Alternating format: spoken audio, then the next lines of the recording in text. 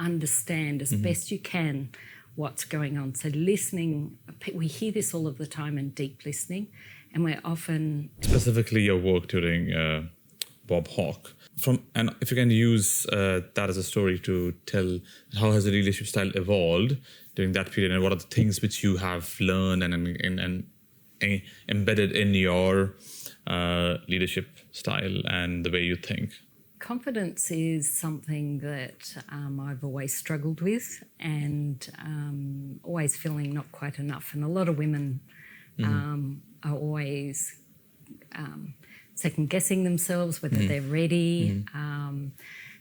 And something I've really learnt over the years is when you're working, you need to be performing at the level above what you are. And that's key to who I am as an individual. So if the expectation is here, I will always try to be above that, and put in the extra mile and not expect anything for it.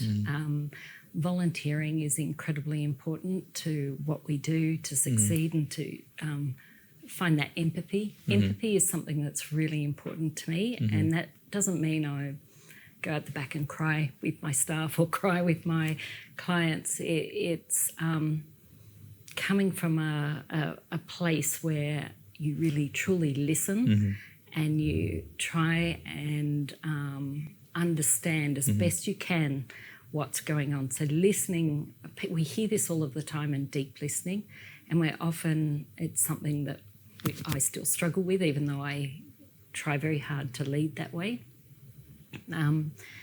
I've been told that I can be incredibly tough, but I do that with in a very nice way and in a very capacity building sort of a way. And I've been asked, how do I actually juggle that, even from my direct reports?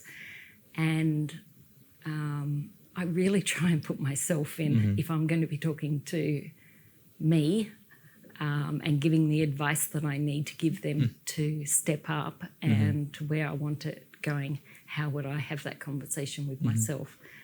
And if I didn't do it that way, how would I receive the information myself? And I know that if I came and was disrespectful and wasn't giving proper guidance and support around how I need them to step up, I know I'd disengage, and I know that I would look at something else. So I do what I would want, and sometimes I have to catch myself. We're all human at the end of the day. Yeah. It's probably not the first thing I think of. I might get frustrated and I might get cranky, but I pull myself up, I stop, I pause, I take myself out of the situation, focus on something else, then deal with that. And I think that's how I lead my team, and I also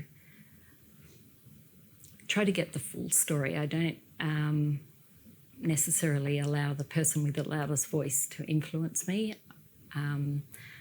When I first went into a job, I won't talk about which one it was, there was an awful lot going on, and I was very new, and people were trying to influence me very early to make decisions, and I wouldn't make decisions. I said, no, I want to get a full understanding. I got a lot of threats of people walking out if I didn't, but it's take your time, listen, trust yourself, trust yourself, trust yourself, and trust your gut. And in the end, I would actually find a lot of my supports would come even from junior staff, where people weren't worried about their ego. Ego was left at the door because you could see the compassion that people had, and that's always held me strong, listening to all levels and listening to all people. And if you notice something's happening, go look in there a little bit more. Don't be too busy to be on the ground and talking to the people on the ground to get the real story.